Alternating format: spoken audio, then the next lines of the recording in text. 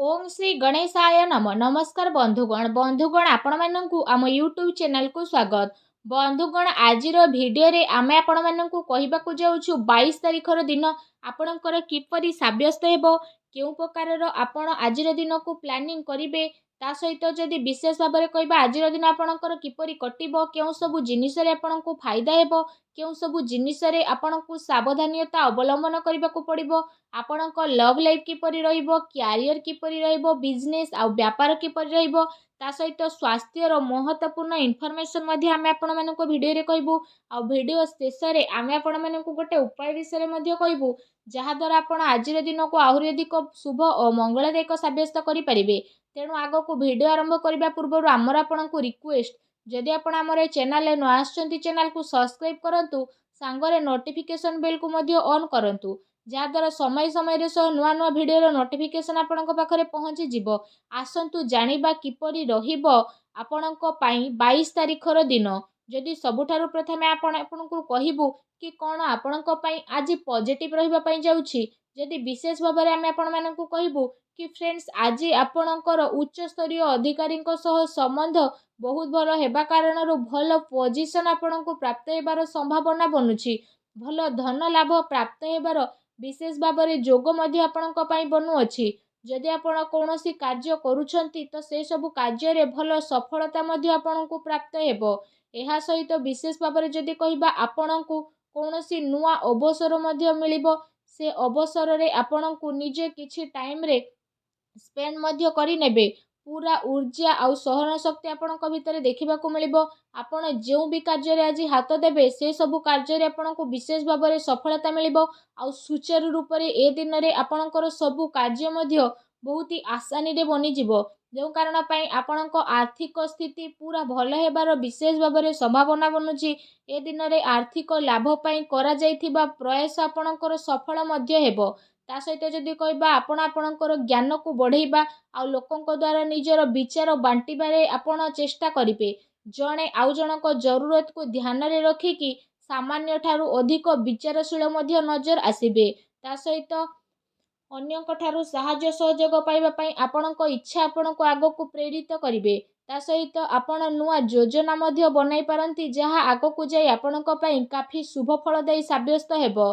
जमी बाड़ी संपर्कित लेना देना आज आपणकर होई पारे ता सहित धार्मिक एवं आध्यात्मिक कार्य रे मध्ये आपणकर रुचि बढ़िबो कारोबार रे बहुत भल धरण लाभ मध्ये आपण करई परिबे अटके थिबा धन मध्ये आपणको मिली पारे भाबी चिंती के काम करंतु अनुभवी व्यक्ति परामर्श अवश्य नियंतु यह आपणको पई फायदा मान साब्यस्त हेबो।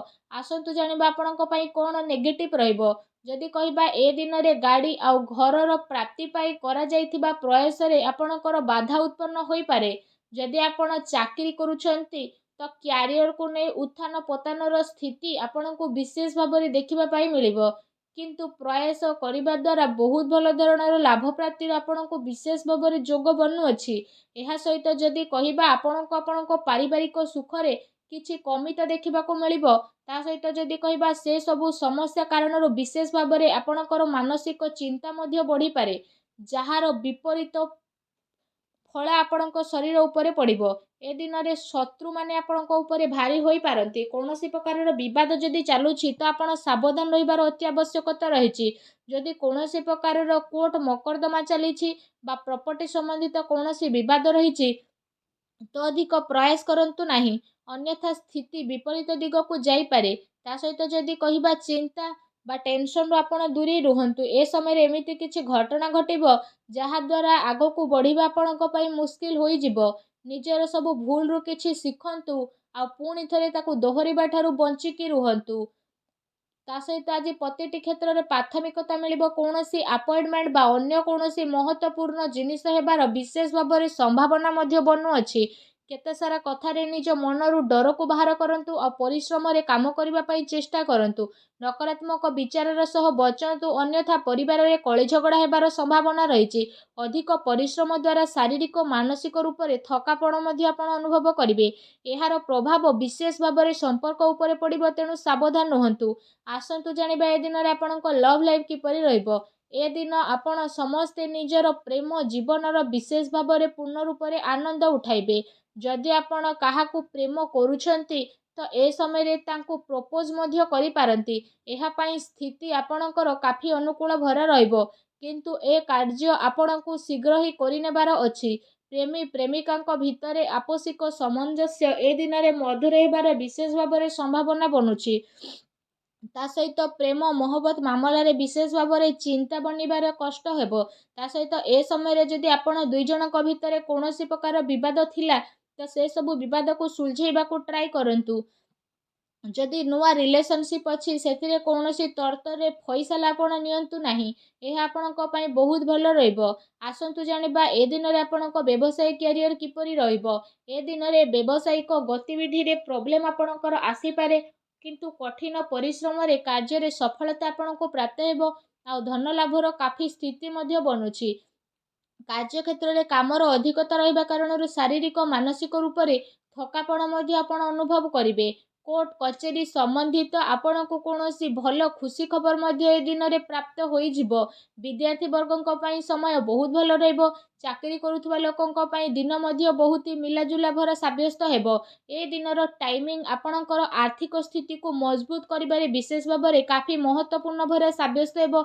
ତା ସହିତ ଆପଣ ପାରିବାରିକ ସମ୍ପତ୍ତି ପ୍ରାପ୍ତ କରିବାରେ ଖୁସି ମଧ୍ୟ ନଜର ଆସିବେ, ଯାହା ପାଇଁ ଆପଣଙ୍କୁ କାଫି ଖୁସିର ମଧ୍ୟ ଅନୁଭବ ହୋଇଯିବ। ଆସନ୍ତୁ ଜାଣିବା ଏ ଦିନରେ ଆପଣଙ୍କର ସ୍ୱାସ୍ଥ୍ୟ କିପରି ରହିବ।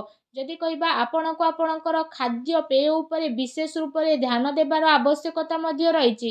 ଆପଣଙ୍କୁ ଏହା ସୁନିଶ୍ଚିତ କରିବାକୁ ପଡ଼ିବ କି ଆପଣଙ୍କୁ ଆପଣଙ୍କ ସ୍ୱାସ୍ଥ୍ୟରେ ଆଦୌ ବି ଭୁଲ ବୁଝାମଣା କରିବାର ନାହିଁ।